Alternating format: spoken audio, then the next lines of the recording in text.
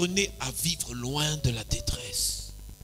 Apprenez à vous retirer de la détresse.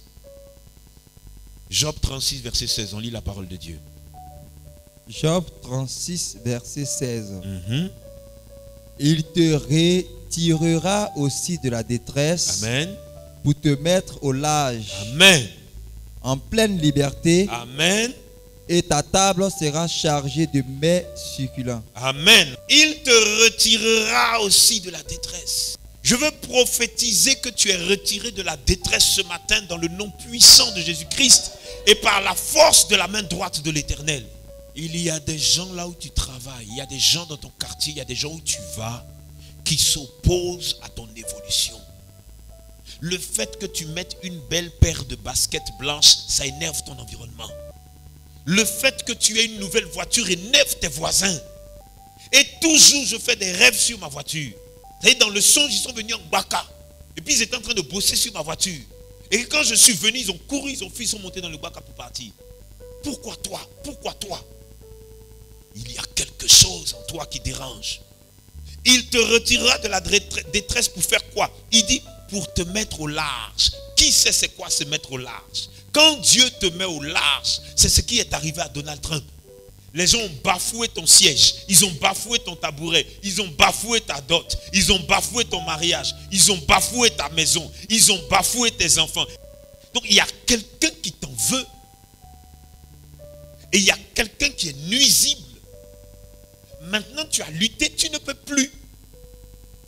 Et le Seigneur dit, lui, il va te retirer de la détresse. Parce que le vœu du Saint-Esprit, c'est que tu vives loin de la détresse. Tu crois que ta vie allait continuer dans les petits sycobois? Le Saint-Esprit met fin à cela aujourd'hui au nom de Jésus-Christ de Nazareth. Tu crois que ta vie allait continuer dans 1 mètre carré? Il va te retirer de cette détresse au nom de Jésus-Christ afin que tu puisses vivre décemment avec tes enfants, avec ta famille. Ta vie ne pouvait pas continuer dans les dettes. Il dit, je proclame que malgré les procès, malgré les dettes, je te retire de la détresse au nom de Jésus. C'est une œuvre de démon. Ton salon a la taille d'un WC. Mais si ton salon a la taille des toilettes, comment ta chambre est? Dis à ton voisin, sois patient. Dis à ta voisine, sois patiente.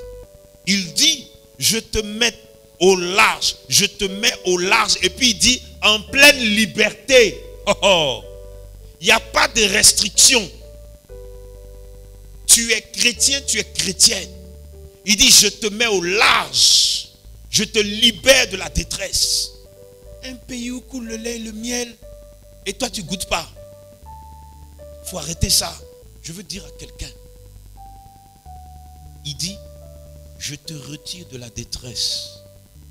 Il te retirera aussi de la détresse pour te mettre au large, en pleine liberté. Et ta table sera chargée de mets succulents. Dans ta famille, on dit, depuis que tu es au centre chrétien d'enseignement biblique, là, tu as gagné quoi? Tu as eu quoi? Tu es parti où? J'ai dit, ils n'ont qu'à continuer de parler. Il y a quelque chose qui vient là. Ils vont dire, ton église là, c'est où? J'ai dit, ta détresse est finie ce matin. Au nom de Jésus. Et tous ceux qui vont s'opposer à toi, regarde-les en souriant. On t'emmène au tribunal, regarde-les en souriant. On dit, mais toi-même, ton prophète, là, depuis que tu vas là-bas, tu as quoi? Est-ce que la vie de mon prophète, c'est la mienne? Ma vie, c'est la vie avec l'Éternel des armées. Mais attendez, mon père n'a pas encore parlé. Est-ce que tu connais mon Jésus? Dis à ton voisin, est-ce que tu connais mon Jésus? Oh, oh, oh. Ah! Dieu dit, le juste est délivré de la détresse. Et le méchant prend sa place. Tous ceux qui vous ont fait du mal, leur jour de honte est arrivé. La Bible dit, le juste sera remplacé dans la détresse par le méchant. Donc, Dieu te prend dans la détresse, il te place sur où on t'avait retiré, on t'avait arraché. Et puis il prend les méchants.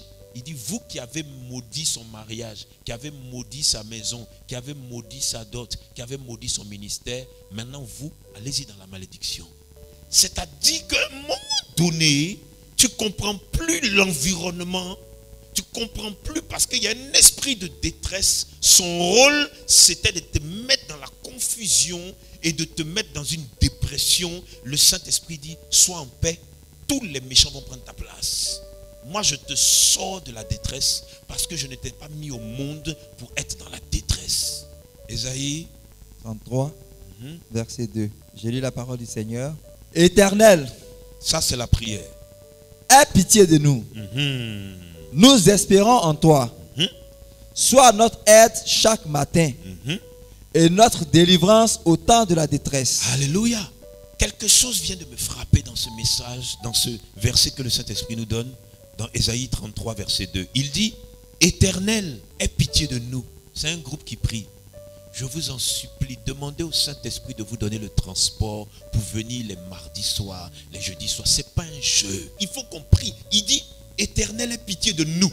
Ce n'est pas un individu. Sortez de l'individualité. C'est comme si la richesse est à portée de main. C'est comme si tout est là, mais ne comprenons pas pourquoi nous sommes sur la terre. Nous ratons les choses. Jésus-Christ est arrivé. Les gens étaient malades pendant 18 ans. Ça faisait 40 ans qu'ils étaient malades. Il y avait des choses, il y avait des esprits de folie. Même celui qui était dans les tombes, qui était enchaîné, il a libéré tout le monde. Il dit, je te mets au large. Sors de la détresse. Demandez à Dieu, est-ce que tu n'es pas un homme de Dieu? Si tu es un homme de Dieu, tu n'auras pas de travail. Parce que ton travail, c'est d'être un homme de Dieu. Demandez à Dieu, pourquoi je n'ai pas trouvé du travail? Est-ce que je suis une servante de Dieu et puis je n'ai pas compris? Il va te montrer, je t'ai dit, il va te montrer en songe. Éternel, aie pitié de nous. Ils étaient ensemble dans la chambre haute, comme dans Actes des Apôtres. Ils étaient ensemble. Nous ne savons pas être ensemble. On ne sait même pas. Éternel, aie pitié de nous. Ensuite, il dit, nous espérons en toi. Dans ta prière d'aujourd'hui, implore la pitié de Dieu. Il dit, je te fais sortir. Implore la pitié. Il dit, nous espérons en toi. Parle à ton Dieu en lui faisant comprendre que c'est lui ton espoir. Parce que si ton espoir, c'est le prophète Steve, tu es foutu. Ton espoir, c'est l'Éternel des armées. Ton espoir, c'est Jésus-Christ de Nazareth. Ton espoir, c'est le Saint-Esprit. Il dit, je ne t'ai jamais abandonné. Je te sors de cette détresse. Dans ta prière, rappelle-lui qu'il est ton espérance. C'est très important qu'il comprenne que tu n'as pas mis ta foi, ton espoir dans un homme. Ça, c'est malédiction. Mets ton espérance en lui. Mets ton espérance en Christ. Ils ont dit, nous espérons en toi. Et enfin, il dit, sois notre aide chaque matin. 3 choses. Premièrement, tu implores la pitié de Dieu, du Saint-Esprit en Christ. Deuxièmement, tu fais de lui ton espérance. C'est la prière de tout à l'heure. Troisièmement, qu'il soit ton aide tous les matins. Ne compte pas sur un homme. Ne compte pas sur l'homme. Il dit, sois notre aide chaque matin. Notre délivrance au temps de la détresse. Tu es notre délivrance. Tu es ma délivrance. C'est le 4e point. Tu es ma délivrance au temps de la détresse. Tu es ma délivrance. Les chaînes sont prêtes à tomber. Et je les vois déjà tomber. On va se tenir debout pour prier.